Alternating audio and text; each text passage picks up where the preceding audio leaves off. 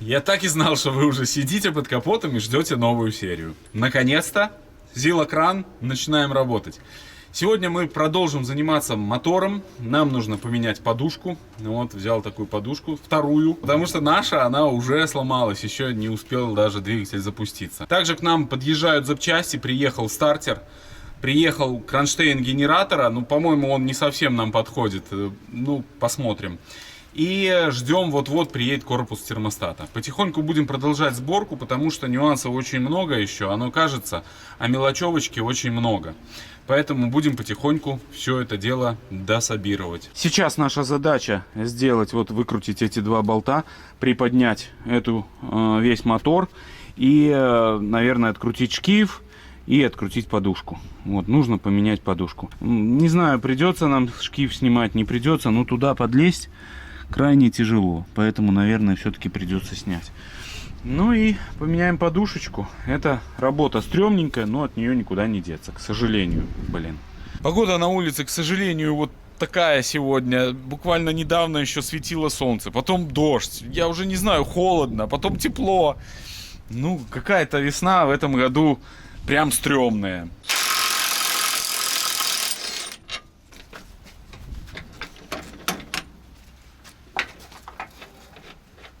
Вот такой красивый стартер.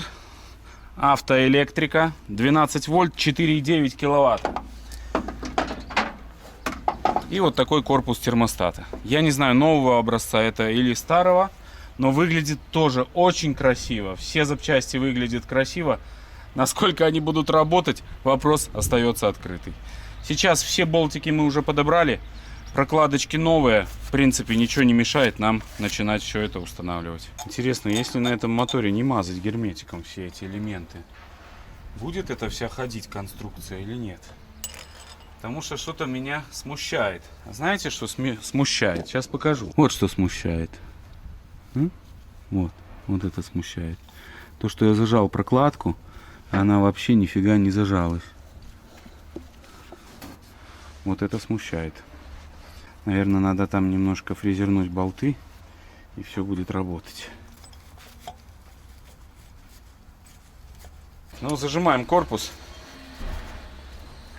Надеюсь, прокладка будет держать. Отлично. Отлично. Отлично. Ну, красота. Стартер. Стартер мы установили. Также сразу прикрутили массу. Ну и вот провод нужно будет сейчас просверлить, потому что у нас был на 8, здесь же выход на 10. Также уже занимаюсь вот изготовлением тяги для газульки. Будет вот так вот примерно работать. Не знаю, как еще тут надо посмотреть будет все это, испытать. Но пришлось отпилить и приварить с другой стороны. Эти углы угадать сразу невозможно, оптимальные, поэтому только методом тыка. Сейчас зажмем. Я думаю, тягу нужно будет согнуть вот так вот.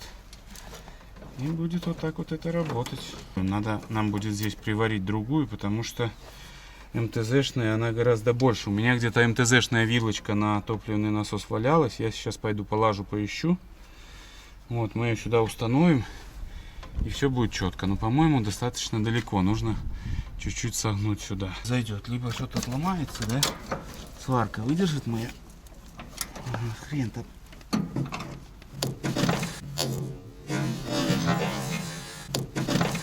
Рука не выдержала.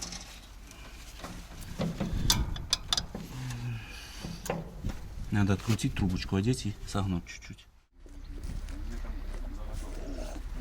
Сделаю кронштейн, и тогда сможем все это собрать.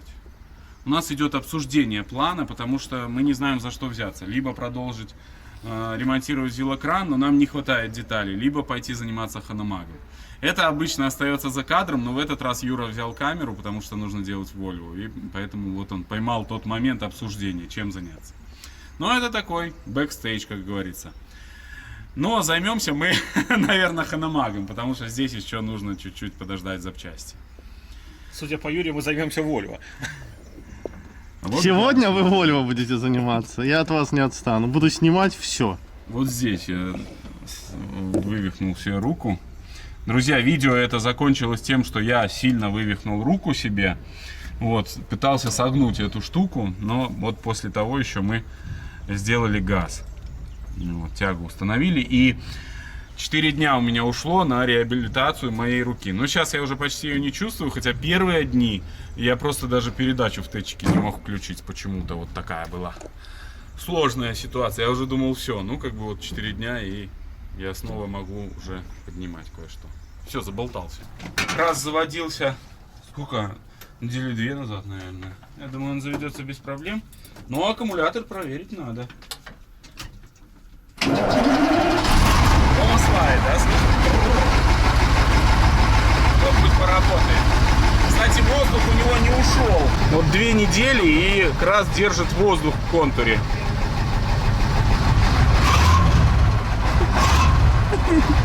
Это крас, да. Грета, прости. Крас по дымности сколько, Грет, Дима? Это евро -5. Да, где-то 150 Грет. Но сейчас нормально, кстати. Здесь в районе 50 Грет по шкале Тумберг. Нормально. Изготовил кронштейн для генератора. Зиловский генератор хочу поставить. Ну, во-первых, он у нас есть, не надо его покупать. Также был приобретен ремушок. Я вчера сделал замеры, а сегодня уже у нас ремушок. И вот так вот чик у нас будет. И все четко. Сейчас мы сделаем натяжитель. Его нужно выгнать в другую сторону. Вот, нужно сюда его выгнуть. И хотя у нас где-то еще лежал другой натяжитель в другую сторону. Точно, я вспомнил. На зиловском генераторе прикручен. Мы сейчас его возьмем. Ну и насос НШ. Вот, тоже подготовил. У нас дома у меня валялся давно уже. Вот сейчас я его поставлю. Он, правда, но он у нас гидроусилитель я пока не планирую подсоединять. Здесь нужен клапан обязательно, чтобы... Клапана у меня этого нету. Вот. И не знаю, какого вращения нам нужен. Левого или правого. В общем, они там как-то отличаются, эти НШ. Так что начнем с установки НШ. Потом натянем генератор. В комментариях нам писали, что нужно ставить НШ 16 сразу с этим клапаном редукционным. Но у нас вот было НШ 10. И его мы и поставим. 10, кстати, это вроде бы количество литров в минуту, которое способен перекачивать этот насос. Интересно, такой он у нас. Что за хрень? Что он не становится? Очень редкие шлицы, поэтому шансов попасть крайне мало. Я не знаю, как это вот так вот, блин, прокручивать его по чуть-чуть или что. Вообще не понимаю. Может, он не такой у нас? Короче, полная какая-то фигня. В общем, сейчас буду пробовать попасть. Попозже включусь. Дима сказал, что я ничего не понимаю, что там, возможно, все-таки не 6 шлицов, а 4. Я залез, там 6 шлицов. 6 по-любому. Да, у нас вот 4. Я не знаю, что это за хрень такая. И 4 в 6, по идее, не должны вставать. Посмотрю, дома у меня еще есть 2 инша таких насосика. Может, там что-то другой какой-то привод. В общем, периодически мы вот сталкиваемся с непонятками какими-то, которые, казалось бы, должны идеально все работать, подходить, но почему-то нифига. Ладно, сейчас соберем дальше, хотя бы генератор соберем. Наверное, установим радиатор, чтобы нам дальше понимать, во что мы упремся еще в следующий раз. Да, это пакистанский ремонт, я не спорю. Но эстетически это будет выглядеть красиво. Это занимает немного времени, но зато красиво будет. Как писали нам подписчики, когда у нас сломалась первый раз Volvo, они написали: странно, чего она сломалась, вы же ее покрасили. Так и было, да. Генератор занял свое место. Посмотрите, как красиво. Дима нам покрасил натяжитель. Сейчас чик. Оп, не туда, сюда. Кронштейн ново сделанный тоже покрасили. И, собственно, момент истины. По-моему, идеально. Сейчас все зажмем. Будет четко.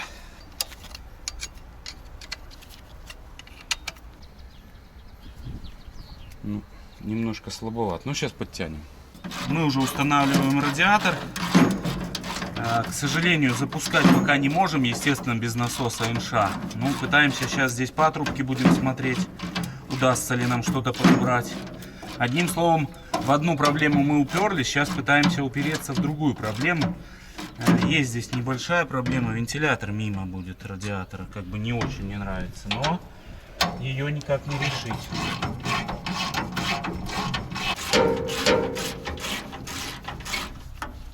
Пытаюсь примерять патрубки, здесь искать какие-то решения. В принципе, думаю, можно попытаться. Но внизу у нас возникнут проблемы. Очень тонкая горловинка.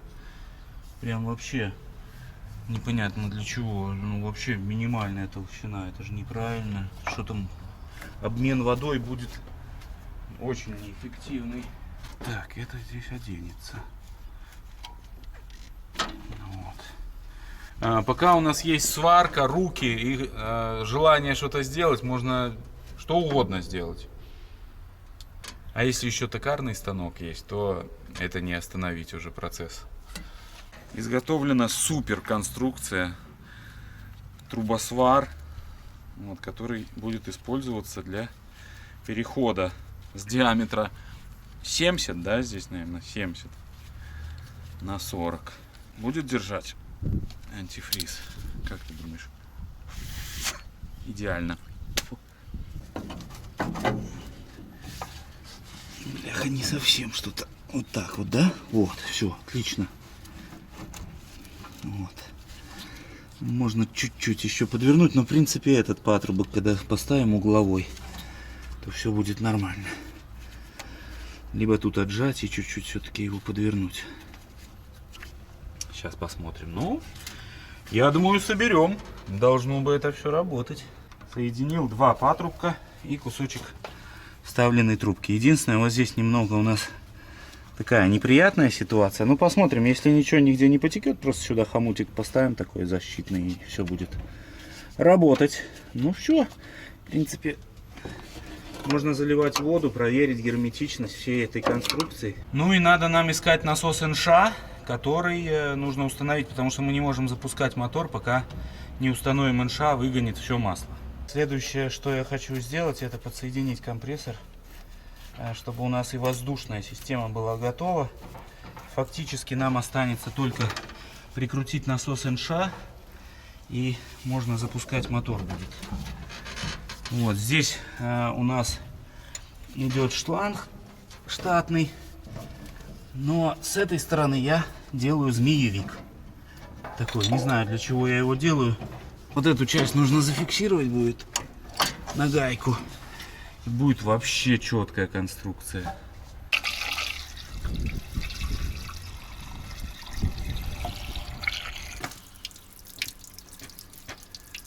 Откуда там теперь?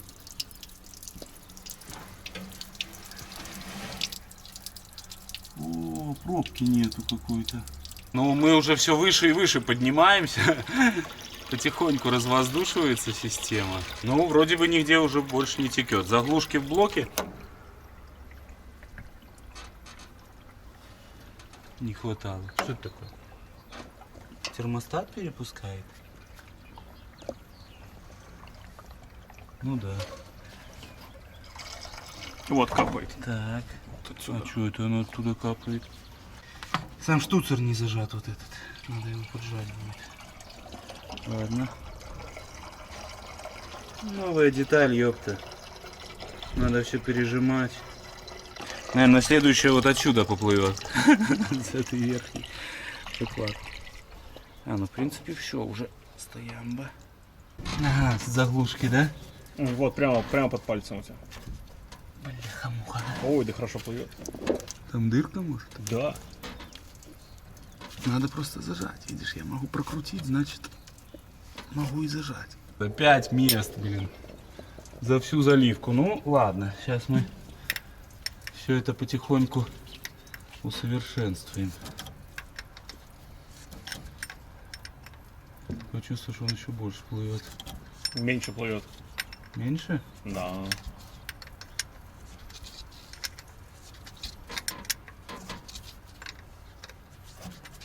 Ну, еще 2 раза, да? Раз, 2, 3 и 4, да? Мне Перестало. кажется. Отлично. Ну, вода у нас стоит, уровень не меняется, значит, все хорошо. Здесь я зажал этот патрубочек, ну, в принципе, все. Можно даже уже его пробовать дринкнуть. Да, сейчас, наверное, это мы и сделаем. Ну, просто чуть-чуть крутнем, чтобы посмотреть, как вообще стартер наш, совпадают ли шлицы и все ли работает корректно. Первый сейчас будет проворот. Запускать мы его, естественно, не будем. Здесь нету сейчас топлива, но хочется вот надеяться, что стартер справится со своей задачей. Давайте, друзья, не тянем время. Ни хера не получается. Надо...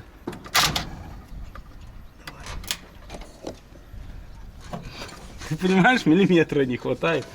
Тяга мешает, ё-моё.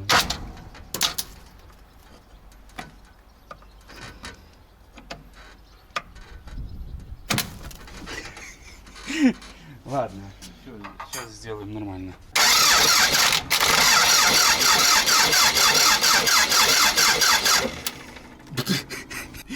Друзья, вас там не прилепило?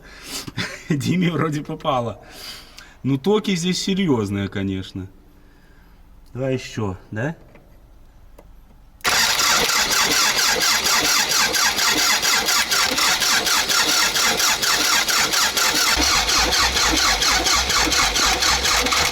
Стартер крутит.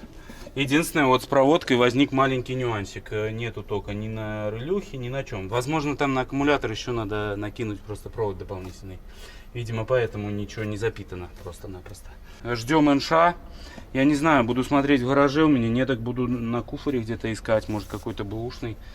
Потому что нет у меня. Вот, ну и потом уже будем запускать его полноценно. Доброе утро. Идем к нашему зилокрану. Первое, что хочется проверить, это уровень воды. Сейчас глянем. Я еще не смотрел. Все четко. Отлично. Установил насос НШ, обрезал ему привод, потому что, ну, нет у меня шестигранного. Мы со временем потом его поменяем. Сейчас я гидроусилитель делать не планирую, он нам здесь по сути это не нужен. Вот, но там нужен обязательно специальный клапан, который снижает давление, потому что НШ давит больше, нежели чем родной. В результате чего страдает очень сильно основной гидроусилитель машины. Поэтому пока что гидрач не будем подсоединять, а просто такой способ, как говорится, убрать утечку масла. Ну вот, сейчас его зажму и будем пробовать запускать мотор. Еще вот нигде не могу найти сюда сапун. Возможно, тоже придется, изготавливать. Я уже пытаюсь прокачивать топливо, но нервы, друзья, нервы, потому что вот так ручьем плывет китайская помпа. Сначала все зажато. Где там что плывет, я не понимаю. Сначала качал, все хрюкает, что она хрюкает, думаю, Взял ртом, закачал, вроде все, начало закачивать, закрутил штуцер снизу, который вот этот основной на подачу, а с него просто ручьем льется. Что за хрень? То ли эта трубка протекает, вот, которую я ставил, вот это вот. Вообще не пойму, что происходит. Ну, сейчас буду разбираться. Зря я тут ругался на китайцев, немножко зря. Там просто в помпочке большая отливка, буртик такой. Я подложил одну шайбу и штуцер уперся в этот буртик, а сейчас подложил 2 шайбочки, и все стало нормально. Вот, сейчас уже прокачиваю. Вот.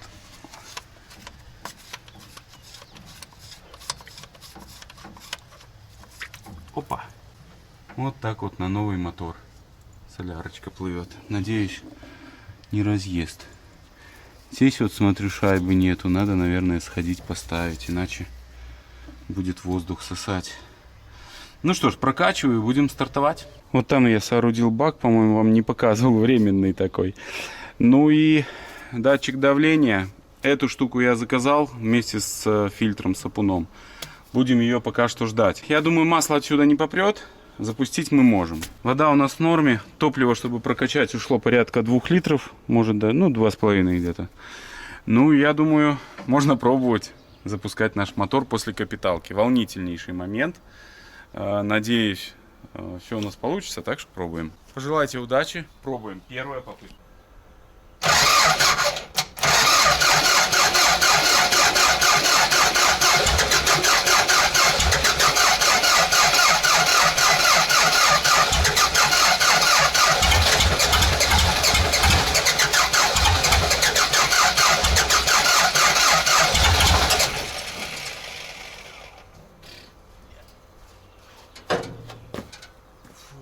дышать нечем.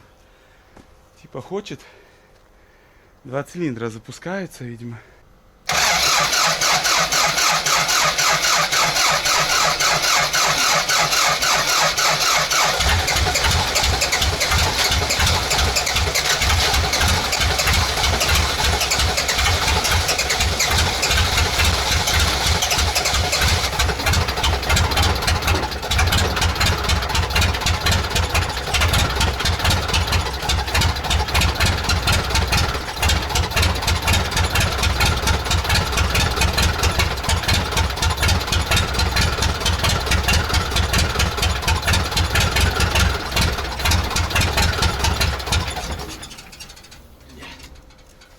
Столько дыма я ни разу не видел.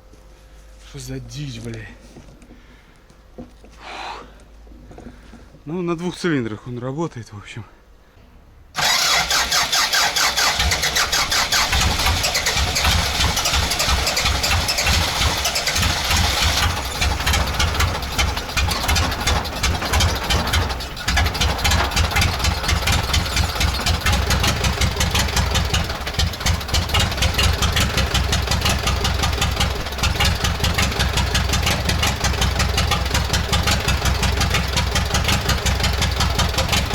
Вот такая какая-то херня.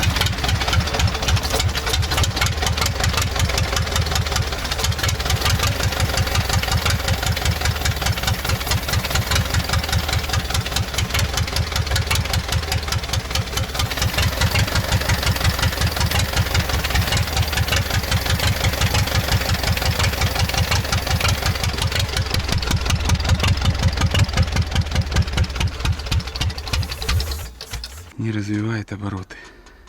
Наверное, надо чуть-чуть менять угол впрыска. Слишком поздний. Вы там видели, не видели, я не знаю. Снизу ничего не плывет. Это уже радует. Сливаю воду. Буду пытаться смотреть зажигание, потому что, ну, не могу я тут не подлезть, не видно ничего, ни отверстий, как там что отрегулировать. Там 2 планшайбы между собой скручены 2 болтами. Вот, ну, радиатор никак. Потеряю 3 минуты, ну, 10 минут. Но зато мне будет удобно и комфортно работать. Выставляю момент впрыска по капле. Вот там болт торчит, видите? Вот в маховике есть отверстие, когда первый цилиндр не доходит определенное количество градусов, 28, наверное. Есть в маховике отверстие. Открутив топливную трубку на первый цилиндр и вращая вот за эту гайку, можно определить момент впрыска, когда топливо только начинается рыпать. Вот, я здесь сделал себе пометочку, у меня сейчас насос стоит в этом положении.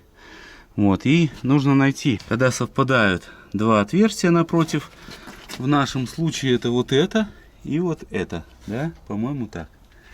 И сейчас их закрутим, зажмем. Вот эту нашу планшайбу. Сейчас ее зажмем и закрутим крышку и попробуем запустить мотор, посмотрим, как работает. Сейчас постараюсь вам показать момент впрыска. Ну-ка, смотрим, сейчас будет. Вот. Ну и вот как смотрит наш.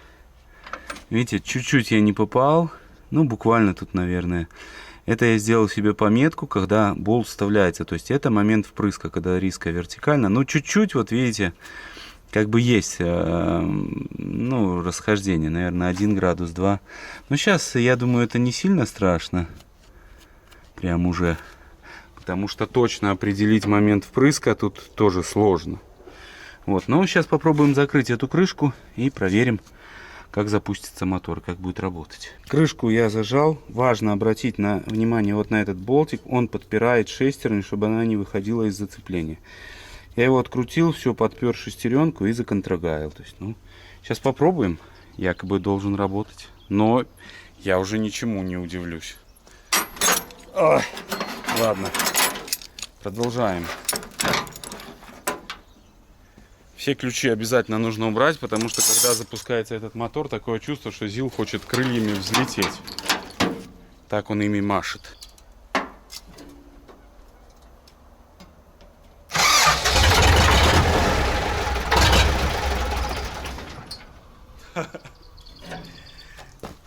Запустился с полтыка. Ему просто тупо не хватало этого момента впрыска. И, кстати, я забыл даже трубку прикрутить трубку забыл.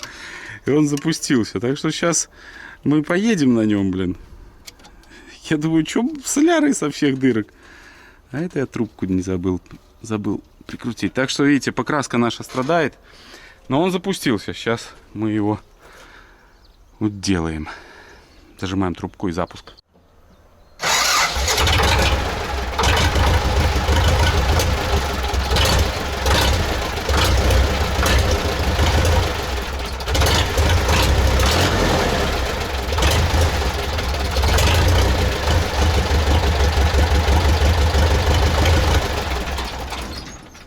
Вот теперь я чувствую, что это мотор хороший. А до этого у меня были ощущения такие, что, знаете, бросить ключи все. Ну, ладно, продолжаем. Сейчас я вставляю обратно радиатор, заливаю воду. Нужно разобраться с холостым ходом. Не знаю, что, если честно, сделать. Как это нам сделать? Ну, что-нибудь сейчас придумаю. Решил я, прежде чем ставить радиатор, сбегать к соседям и купить сразу пропеллер. Правильно? Пока нам удобно его поставить. Вы знаете, оказался в наличии. 15 рублей. Недорого.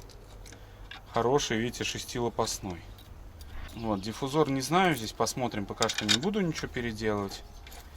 Потом, как будет у нас уже понятие температуры этого мотора, в каком температурном режиме он будет. Тогда уже и решим.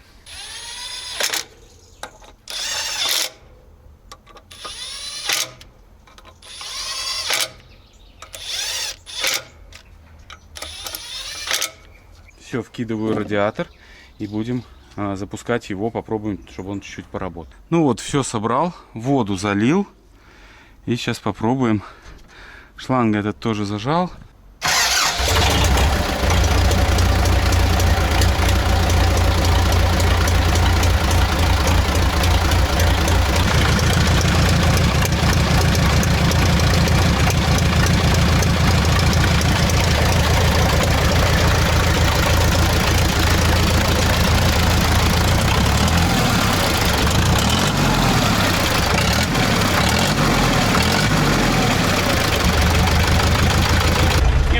Нормально здесь сидеть.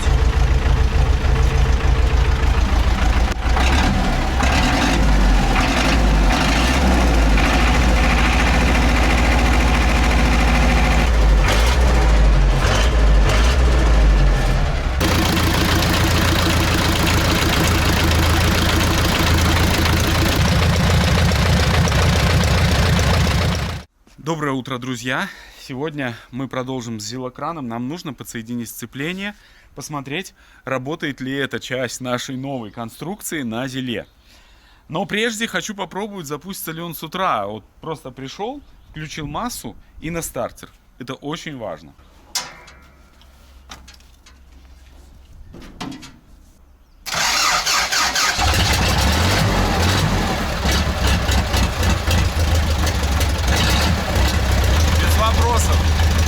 Зарядки нету, электрика не работает. Также нужно что-то делать по глушилке, потому что вот, ну, через вот эту заслонку он не очень хочет глушиться. Компрессия очень сильная, и поэтому нужно прям давить очень сильно, чтобы он заглох.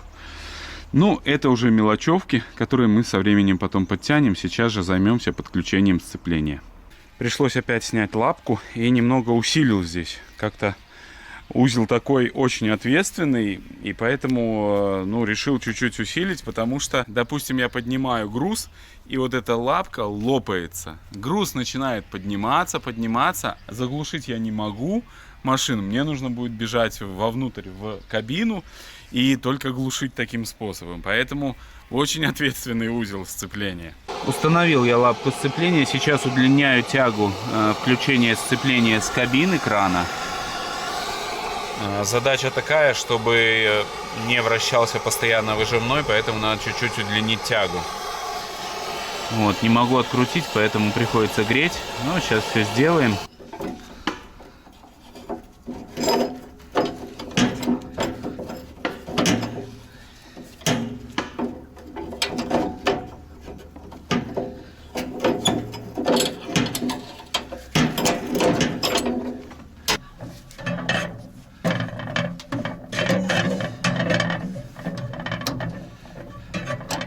Надо еще чуть-чуть открутить.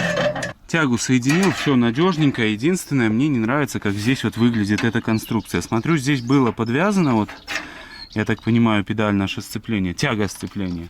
Сейчас же я хочу убрать вот эту корявую проволоку, это глушитель она держала, и поставить вот здесь пружину, чтобы на пружине была подвешена вот эта вот тяга, чтобы она не прогибалась и не выжимала выжимной своим весом. То есть, ну, нужно так вот ее подвязать.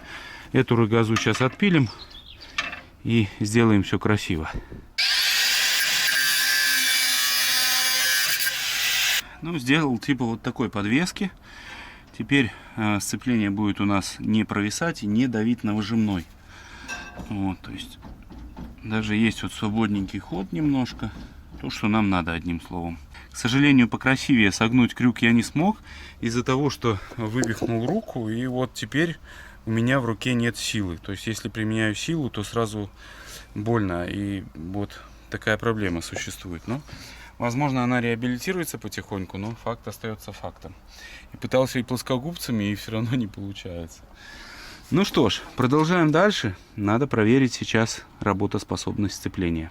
Покопошился по проводке, сейчас попробуем, работает ли у нас сцепление. И стартер вот плохо срабатывает изнутри, из кабины. Где-то исчезает масса с релюхи.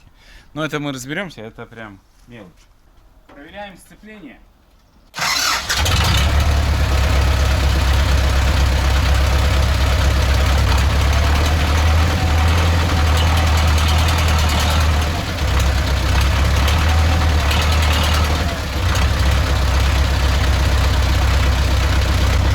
Четко, без нареканий работает.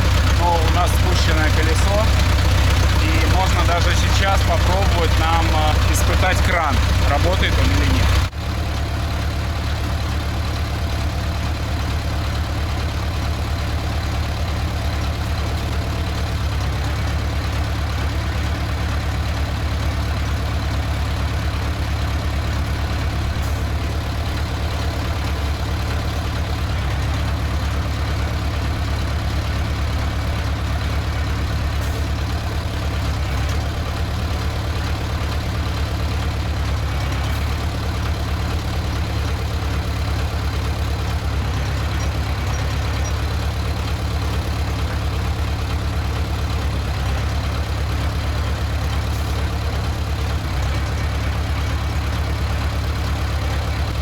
Давление держит 4, но нам нужно убирать люфты в самом кране, потому что очень большие люфты ты ловишь, это обязательно нужно делать.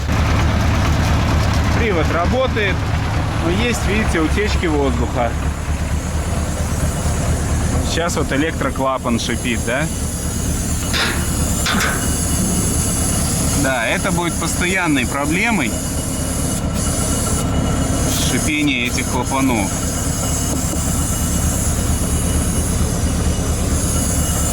Ну так все срабатывает, самое главное. Ну на этом пока что все, друзья. Огромное спасибо, что в этой серии были с нами. В следующих сериях мы займемся люфтами на самом кране, лапами, колесами нужно накачать, глушилками, заводилками, одним словом, электрикой. Ну, работы еще очень много, черт побери, много. Вот, но потихоньку все будем доводить. Доводить до того состояния, чтобы мы могли им пользоваться здесь у нас во дворе. Ну, огромная вам благодарность за поддержку, моральную, комментарий, материальная поддержка. Спасибо большое, что подписываетесь на Boosty. Но, естественно, если хотите подписаться, поддержать нас, ссылки все будут в описании.